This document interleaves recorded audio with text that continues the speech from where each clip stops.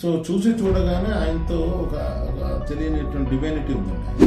చూసి చూడగానే ఇది కదా నాకు కావాల్సింది, దిస్ వాజ్ ద ఫైనల్. చాలా సర్ప్రైజ్ ఫీల్ అయ్యాయి, ఎందుకంటే రామ్ గోపాల్ వర్మ మీద గౌరవం పెంచినటువంటి విషయం. అక్కడి నుంచి మా ప్రయాణం మొదలైంది. ఎవరు చెప్పారు మీకు క్రిస్టియన్ గేవియర్ అని? ఆ రోజుల్లో 3-4 లక్షలు ఖర్చు అయిపోయింది.